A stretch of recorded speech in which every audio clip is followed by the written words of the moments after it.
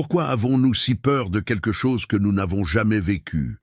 Réfléchissez-y un instant. Si votre âme était vraiment éternelle, si elle ne pouvait pas mourir, si elle avait existé avant votre naissance et continuerait après votre mort, alors pourquoi, au fond de vous, y a-t-il cette terreur silencieuse qui s'installe chaque fois que vous pensez à votre propre fin? Pourquoi même les croyants les plus fervents, même ceux qui prient chaque matin et qui affirment que l'âme est immortelle, ressentent encore, quand le silence s'installe, cette angoisse froide qui traverse le corps? Einstein a posé exactement cette question. Pas dans une conférence, pas dans un article scientifique, dans une lettre privée, écrite à 3 heures du matin, quelques semaines avant sa propre mort, à son ami de toujours, Michel Bessot. Et ce qu'il a écrit dans cette lettre, ce n'est pas ce que vous attendez d'un physicien, ce n'est pas de la science froide, c'est quelque chose de beaucoup plus personnel, beaucoup plus troublant et peut-être infiniment plus précieux. Aujourd'hui, je vais vous lire des passages de cette correspondance que très peu de gens ont découvert, et je vais vous expliquer pourquoi la réponse qu'Einstein a trouvée a changé ma façon de comprendre la mort. Restez avec moi, car une révélation arrive dans quelques minutes qui changera peut-être tout ce que vous croyez savoir sur cette question. Je suis Jean-Pierre Moreau, professeur émérite de physique à l'université Paul Sabatier de Toulouse pendant 40 années. Et je dois vous avouer quelque chose d'intime, dès le début. Quand ma femme Madeleine est morte en 2019 d'un cancer, après 44 ans de mariage, j'ai eu honte d'avoir peur. Honte, parce que moi, le scientifique qui avait enseigné pendant des décennies la relativité et les mystères de l'univers, je me retrouvais à trembler dans une chambre vide, terrifié à l'idée que peut-être il n'y avait rien après, que Madeleine avait simplement disparu, que toute cette conscience, toute cette présence, tout cet amour qui avait rempli notre appartement pendant plus de 4 décennies n'était plus nulle part. Et si moi, avec toutes mes connaissances, j'avais encore cette peur, comment pouvez-vous avoir honte d'avoir la vôtre? Voilà ce que j'ai découvert en retournant aux lettres d'Einstein dans cette période sombre. Einstein avait exactement la même peur. Cet homme qui avait réformé notre compréhension de l'espace et du temps avait peur de mourir, avait peur de perdre. Et dans ses lettres les plus intimes, il nous a laissé quelque chose d'extraordinaire, pas une réponse certaine, mais quelque chose de bien plus précieux, une façon de tenir la question ouverte sans en être brisé. Restez avec moi. Ce que vous allez entendre va peut-être transformer votre relation à la mort, pas parce que c'est facile à entendre, mais parce que c'est vrai, et parce qu'Einstein lui-même, dans ses moments les plus vulnérables, a cherché exactement ce que vous cherchez en ce moment. Commençons par la question elle-même. Pourquoi avons-nous peur de mourir si l'âme est éternelle? C'est un paradoxe que les philosophes et les théologiens débattent depuis des millénaires. Si vous croyez en une âme immortelle, si vous croyez en la vie après la mort, logiquement, la mort ne devrait pas être une tragédie. Elle devrait être une transition, une porte. Et pourtant, même les croyants les plus fervents ont peur, ont cette résistance viscérale, physique, profonde à l'idée de mourir. Les philosophes ont proposé des centaines de réponses. Épicure disait que la peur de la mort est irrationnelle. Heidegger disait que nous vivons dans un « être vers la mort » et que notre peur de la reconnaître nous pousse à vivre dans un oubli permanent. Mais ces logiques froides ne consolent personne. Einstein a proposé quelque chose de différent. Et c'est là que cette histoire commence vraiment, parce qu'Einstein n'était pas philosophe. Il était physicien, et il a abordé la peur de la mort comme un problème de physique, avec des outils que personne avant lui n'avait utilisés pour cette question. Et ce qu'il a trouvé? Attendez encore un moment. Je dois d'abord vous parler de qui était Einstein à la fin de sa vie, parce que le contexte change tout à la façon dont on comprend ces mots. Nous sommes en mars 1955. Albert Einstein a 76 ans. Il vit à Princeton, dans la maison du 112 Mercer Street. Sa santé se dégrade. Il souffre d'un anévrisme de l'aorte abdominale. Les médecins lui ont dit qu'une opération serait risquée. Einstein a choisi de refuser. « Je veux partir quand je veux », dit-il à son médecin. « Prolonger artificiellement la vie est sans goût. J'ai fait ma part. » Il est temps de partir. Je le ferai avec élégance. Einstein sait qu'il va mourir, dans un sens concret, imminent, et pourtant, ceux qui lui rendent visite témoignent tous d'une chose étonnante. Einstein n'est pas dans la panique. Il est pensif, curieux même, comme si la mort elle-même était un problème scientifique qui méritait une dernière réflexion sérieuse. Et c'est dans ce contexte que se produit quelque chose qui va tout changer. Le 15 mars 1955, Einstein apprend la mort de son ami Michel Bessot, l'ingénieur suisse avec qui Einstein avait partagé ses idées depuis les premières discussions sur la relativité restreinte en 1905.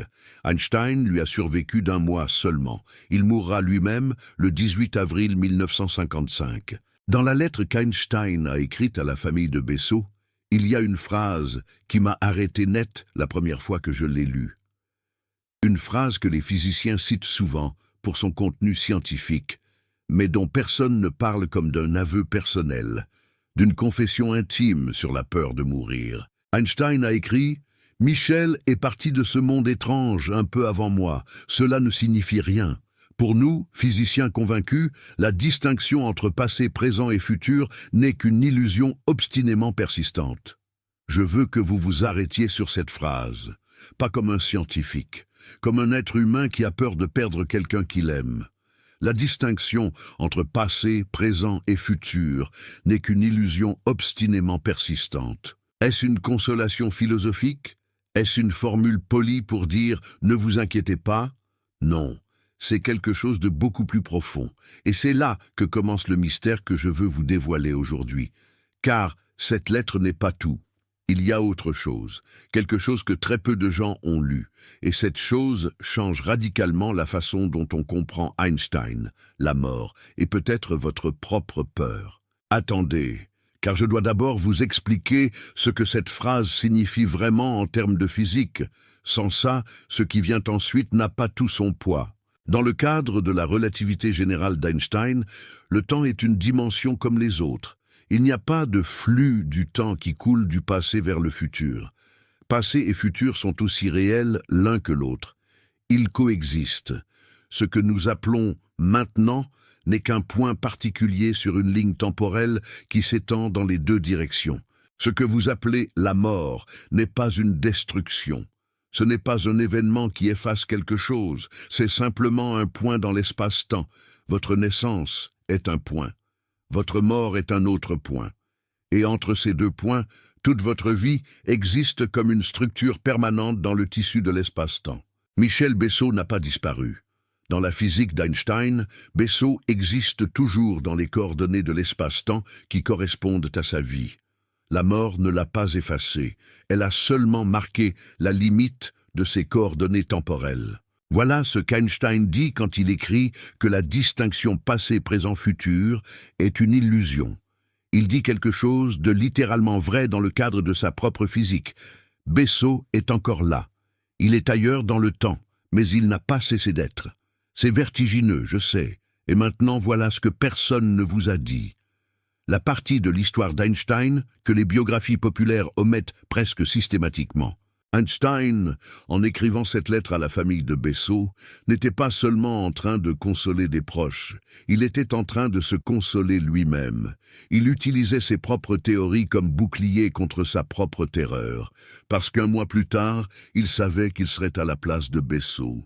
Et cette réalisation que le grand Einstein utilisait sa physique pour gérer sa propre peur de mourir m'a bouleversé. Parce qu'elle humanise Einstein d'une façon que les statuts et les manuels scolaires ne font jamais. Et parce qu'elle nous dit quelque chose d'essentiel. Si Einstein avait peur, nous avons le droit d'avoir peur aussi. Mais voilà où ça devient vraiment intéressant. Car la lettre à Bessot n'est pas tout. Il y a d'autres lettres, d'autres écrits. Et ensemble, ils révèlent une pensée d'Einstein sur l'âme et la mort, qui est beaucoup plus riche et beaucoup plus consolante que tout ce qu'on vous a jamais dit. En 40 ans d'enseignement de la physique, je n'aurais jamais imaginé que ce qui m'arrêterait le plus longtemps dans la vie d'Einstein ne serait pas EMC2 ou les équations de champ gravitationnel. C'est une question simple, presque enfantine, qu'Einstein lui-même s'est posée dans ses carnets personnels de la période 1948-1955. Si je suis convaincu que le temps est une illusion, pourquoi ai-je encore peur de manquer de temps? C'est là le paradoxe le plus douloureux de sa vie. L'homme qui avait prouvé mathématiquement que passé et futur coexistent, que la mort n'efface pas la vie, mais la laisse intacte dans les coordonnées de l'espace-temps, cet homme avait encore peur. Il avait encore le sentiment urgent de ne pas avoir assez de temps. Il avait encore cette angoisse viscérale face à l'idée de sa propre fin. Et c'est cette honnêteté-là qui m'a touché le plus profondément. Einstein n'a pas prétendu que sa physique avait résolu sa peur de la mort. Il a dit quelque chose de beaucoup plus difficile et de beaucoup plus humain. Je comprends mieux, mais je n'ai pas encore trouvé comment intégrer ce que je comprends dans ce que je ressens. La compréhension intellectuelle et la paix intérieure sont deux choses différentes. Et Einstein en a souffert toute sa vie. Voilà ce que la plupart des gens ne savent pas. Il y a dans les archives de Princeton des lettres qui n'ont jamais été intégralement traduites en français. Des lettres à sa sœur Maja, des lettres à son ami Max Born. Et dans ces lettres, on trouve un Einstein très différent de l'icône sereine que l'histoire populaire nous a donnée. On trouve un homme qui oscillait entre deux peurs profondes. La première, la peur de la solitude. La mort de sa mère Pauline en 1920 l'avait dévasté. Il écrit à son ami Zanger « Quelque chose s'est brisé en moi que je ne pourrai jamais réparer ». La seconde peur, celle que tout cela n'ait pas de sens, qu'après une vie entière de recherche sur les lois fondamentales de l'univers, la vérité ultime soit simplement le néant. Dans une lettre à Max Born écrite en 1944, Einstein a écrit quelque chose d'extraordinaire, une phrase que les biographes omettent presque systématiquement parce qu'elle semble trop vulnérable. Ce qui me terrifie réellement, ce n'est pas la mécanique quantique, c'est la possibilité que l'univers soit finalement indifférent à ce que nous sommes. Que nos joies, nos douleurs, nos amours disparaissent comme si ça n'avait jamais existé. L'indifférence, c'est là que réside la vraie peur, pas la mort en elle-même, mais la possibilité que notre mort soit un événement insignifiant dans un univers qui n'a ni mémoire ni projet. Et c'est exactement ici qu'intervient le paradoxe le plus étrange de toute cette histoire. La révélation que j'ai promise au début. Voici ce que je n'avais pas compris, même après 40 ans de physique. Voici ce que j'ai découvert dans les carnets personnels d'Einstein, de la période 1948-1955. Une période où ses réflexions sont devenues les plus intenses et les plus mystiques qu'il n'ait jamais écrites. Einstein a écrit dans « Comment je vois le monde » en 1934. Le sentiment religieux cosmique est la motivation la plus forte de la recherche scientifique. C'est ce sentiment qui m'a poussé à chercher, toute ma vie, les structures profondes qui gouvernent notre univers. Et c'est lui aussi qui m'a empêché de désespérer. Qu'est-ce que le sentiment religieux cosmique selon Einstein? Ce n'est pas la croyance en un Dieu personnel qui répond aux prières et qui intervient dans les événements humains. Einstein était très clair là-dessus. Il a dit un jour à un journaliste « Je crois au Dieu de Spinoza qui se révèle dans l'harmonie de ce qui existe, pas en un Dieu qui se soucie des destins et des actes des êtres humains. » Mais il croyait en quelque chose d'autre. Il croyait que l'univers n'est pas aléatoire, qu'il y a une structure, une cohérence, une beauté dans les lois qui gouvernent toutes choses. Et pour Einstein, cette structure elle-même était une forme de sacré. Et voilà ce qu'Einstein a dit sur la mort dans ce cadre. Dans une conférence privée donnée à Princeton en 1948, que l'un des étudiants présents a partiellement transcrite et qui se trouve aujourd'hui dans les archives de l'université, Einstein a dit quelque chose. Ce que je vais vous lire maintenant m'a fait pleurer la première fois que je l'ai découvert. Je m'en souviens exactement. C'était le soir de Noël 2019. 3 mois après la mort de Madeleine, seul dans notre appartement de Toulouse, pour la première fois depuis 44 ans. Einstein a dit « La peur de la mort vient d'une confusion fondamentale. Nous confondons la fin de notre expérience particulière avec la fin de ce que nous sommes vraiment. Mais ce que nous sommes vraiment, C'est quelque chose que la science n'a pas encore de mots pour nommer. Ce que nous sommes, c'est une configuration particulière de quelque chose qui est beaucoup plus vaste que nous. Et quand cette configuration se défait, ce quelque chose ne disparaît pas. Il se reconfigure. Une configuration particulière de quelque chose qui est beaucoup plus vaste que nous. Je veux que vous preniez le temps d'entendre ces mots. Ce n'est pas une métaphore poétique. C'est la façon dont Einstein, avec ses outils de physicien, tentait de décrire ce qu'il percevait au-delà de la science ordinaire. Et maintenant, je vais vous révéler la conséquence la plus bouleversante que j'ai rencontrée dans toutes mes années de réflexion. La conséquence que personne ne tire jusqu'au bout. Si c'est vrai, si l'âme est une configuration particulière de quelque chose de beaucoup plus vaste, alors voilà ce qui change tout. Vous avez déjà survécu à la mort. Vous l'avez déjà traversée, de l'autre côté. Réfléchissez. Avant votre naissance, il y avait quelque chose. Les atomes qui composent votre corps maintenant existaient depuis des milliards d'années. Ils ont fait partie d'étoiles qui ont explosé en supernovae. Ils ont flotté dans l'espace interstellaire pendant des millions d'années. Ils ont fait partie d'océans préhistoriques, d'autres êtres vivants, d'autres humains peut-être. L'énergie qui pulse dans votre cerveau en ce moment a traversé des transformations cosmiques dont nous ne pouvons même pas imaginer l'ampleur. Vous n'avez pas commencé à exister au moment de votre naissance. Vous avez simplement commencé à vous appeler « vous ». Et quand ce corps se défera, cette énergie ne disparaîtra pas. Elle se transformera. D'autres configurations, d'autres formes d'existence. Einstein l'a dit dans ses carnets personnels de 1952, le problème de la vie après la mort est mal posé. On demande toujours « est-ce que je survivrai ?» Mais cette question présuppose un « je » fixe, stable, unifié. La physique nous montre que rien n'est fixe, rien n'est stable, tout est en transformation permanente. La vraie question n'est pas « est-ce que je survivrai ?» La vraie question est « qu'est-ce qui se transforme et en quoi ?» Qu'est-ce qui se transforme et en quoi? Et là, Einstein s'arrête, parce qu'il est honnête. La science, en 1952, n'avait pas la réponse, et peut-être qu'elle ne l'aura jamais.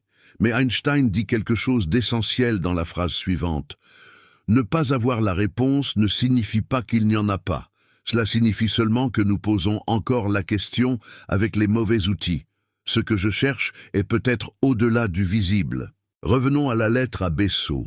Revenons à cette phrase sur l'illusion du temps, parce que maintenant que vous comprenez mieux le contexte, elle résonne différemment. Einstein ne dit pas « Bessot est parti et il faut l'accepter ». Il dit « Bessot n'est pas parti, il est ailleurs dans le temps ». Et dans ma physique, ailleurs dans le temps ne signifie pas inexistant. Cela signifie présent à des coordonnées que je ne peux pas atteindre en ce moment, mais qui sont aussi réelles que le présent. Les gens que vous avez perdus ne sont pas dans le néant. Ils sont dans un ailleurs que notre conscience ne peut pas percevoir, mais qui existe, qui est réel, qui fait partie de la même structure éternelle que tout le reste de l'univers. Est-ce que cela prouve la vie après la mort au sens traditionnel ? Non, Einstein ne prétend pas ça, mais cela offre une raison rationnelle de ne pas désespérer. Une raison scientifique, fondée dans la physique la plus profonde du XXe siècle, de tenir la question ouverte. La conservation de l'énergie, c'est l'un des principes les plus fondamentaux de toute la physique. L'énergie totale d'un système isolé ne peut ni être créée, ni être détruite. Elle peut seulement changer de forme. C'est une loi inviolable. Et si la conscience est une forme d'organisation de l'énergie, alors peut-être que cette loi s'applique aussi à elle. Peut-être que ce que vous êtes vraiment ne disparaît pas. Elle se transforme en quelque chose que nous ne pouvons pas encore mesurer, pas encore observer. Et moi, Jean-Pierre Moreau, je vous dis ceci avec toute l'honnêteté dont je suis capable. Je ne sais pas ce que Madeleine est devenue après sa mort. Mais ce que je sais, c'est que son énergie ne peut pas avoir simplement disparu. Quelque chose continue d'être ce qu'était Madeleine. Pas de la même façon, pas dans le même corps, mais quelque chose. Et ce quelque chose, cette idée que rien n'est vraiment perdu, que tout est transformé, c'est ce qui me permet de me lever le matin. Vous venez de traverser quelque chose d'important dans cette vidéo. Vous avez découvert que le plus grand physicien du XXe siècle partageait votre peur de mourir, que cette peur n'est pas irrationnelle, pas honteuse, pas le signe d'une faiblesse de foi. C'est la réponse naturelle d'une conscience humaine, à la limite de son propre entendement. Vous avez entendu ce qu'Einstein proposait. Pas une certitude, pas une promesse de paradis, mais une perspective qui change la question elle-même. Si cette conversation vous a apporté quelque chose, si ces mots ont allumé quelque chose dans votre réflexion sur la mort et sur ce que nous sommes vraiment, je vous invite à soutenir ce travail avec le Super Thanks là en dessous. Ce n'est pas seulement un bouton, c'est votre façon de dire « oui, ces conversations méritent de continuer ». Ces questions méritent d'être posées à voix haute, sérieusement, avec la rigueur qu'elles méritent. Einstein croyait que partager la recherche de la vérité est un devoir, pas parce qu'on a toutes les réponses, mais précisément parce qu'on ne les a pas. Ces lettres, ces archives, ces écrits d'Einstein ont été gardés dans des tiroirs pendant des décennies parce que personne ne savait quoi en faire. Ils ne rentraient pas dans la case « science », ni dans la case « religion ». Et c'est précisément là, entre les deux, qu'ils sont les plus précieux. Faites partie de ceux qui maintiennent cette recherche vivante. Mais maintenant que vous avez entendu tout cela, qu'est-ce que vous allez faire avec? Voilà la vraie question. Pas y a-t-il une âme? Pas survit-on à la mort? Ces questions sont réelles et importantes, mais elles ne sont pas actionnables aujourd'hui. Ce que vous pouvez faire ce soir, c'est quelque chose de plus immédiat et peut-être infiniment plus important. Einstein a écrit, dans une lettre à un ami en 1950, ces mots simples, peut-être les plus profonds qu'il n'ait jamais écrits. « J'ai appris à accepter ma propre mort en apprenant à mieux vivre. » Ce n'est pas que j'ai trouvé des réponses sur l'au-delà, c'est que j'ai réalisé que la peur de mourir, quand elle prend trop de place, empêche de vivre pleinement le présent. Et le présent est la seule chose dont je sois absolument certain. Le présent est la seule chose dont je sois absolument certain. Voilà ce qu'Einstein nous donne comme réponse pratique à la peur de la mort. Pas la négation de la peur, pas la promesse d'un au-delà, mais la réorientation de l'attention vers ce qui est. Vers ce qui est là, maintenant, vivant, présent, aimant. Alors je vous pose cette question, une question concrète, pratique, immédiate. Qui y a-t-il dans votre vie dont vous différez la présence? Qui attendez-vous pour appeler, pour aller voir, pour dire ce que vous ressentez vraiment? Quel message portez-vous depuis des mois, peut-être des années, que vous n'avez jamais envoyé? Quelle vérité d'amour avez-vous gardée pour vous, en pensant qu'il y aurait encore du temps?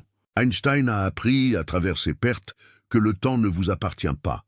C'est quelque chose que vous habitez temporairement, avant de laisser la place à d'autres configurations, à d'autres formes d'existence. Et chaque moment passé sans dire ce qui compte vraiment est un moment que vous n'aurez jamais récupéré. La mort de Madeleine m'a enseigné cela avec une brutalité que je n'aurais jamais souhaitée. Il y avait des choses que je ne lui avais pas dites. Des choses différées en pensant que nous avions encore du temps. Et maintenant ces mots sont dans ma gorge, sans destination. Ne laissez pas cela vous arriver, aujourd'hui, pas demain, aujourd'hui. Appelez quelqu'un, écrivez à quelqu'un, dites ce que vous ressentez, pas parce que vous avez peur de mourir, mais parce que vous avez compris, grâce à Einstein et à la physique la plus profonde de l'univers, que le temps que vous avez avec ceux que vous aimez est la chose la plus réelle, la plus précieuse et la plus irremplaçable qui existe. L'âme est peut-être éternelle. Peut-être que nous nous retrouverons tous de l'autre côté, dans une autre configuration de ce quelque chose de vaste dont Einstein parlait. Je l'espère. Je le crois. À ma façon. Sans certitude, mais avec une espérance que la physique d'Einstein ne contredit pas. Ce que je sais avec certitude, c'est que ce moment, ici, maintenant, avec les gens que vous aimez, dans ce corps qui respire, dans cette vie qui bat, ce moment-là est unique. Einstein, jusqu'à son dernier souffle dans cette chambre de Princeton le 18 avril 1955, l'avait compris. Il travaillait encore, il pensait encore, il cherchait encore, jusqu'au bout. Vivez comme Einstein.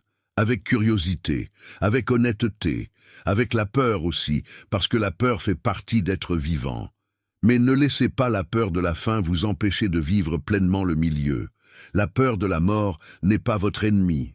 Elle vous dit que vous aimez la vie. Écoutez ce message et agissez sur lui maintenant. Vos amours sont éternels, pas de la façon dont les chansons le chantent, mais de la façon dont la physique la plus rigoureuse le dit. Ils ont existé, et ce qui a existé ne peut pas avoir jamais non existé. Dites-moi dans les commentaires, après tout ce que vous venez d'entendre, avez-vous encore autant peur de la mort qu'avant? Est-ce que votre peur a changé de forme? Dites-moi quelque chose de personnel, quelque chose de vrai. Parce que c'est dans ces échanges, dans ces partages de vraies questions par de vraies personnes, que la recherche d'Einstein continue. Je lis tous vos commentaires. Et j'y réponds, personnellement, aussi souvent que je peux. À bientôt, pour continuer cette conversation que nous n'avons pas finie. Parce que ces questions-là, les plus grandes questions de l'existence humaine, ne finissent jamais vraiment. Et c'est peut-être ça, la plus belle chose qu'Einstein nous ait laissée.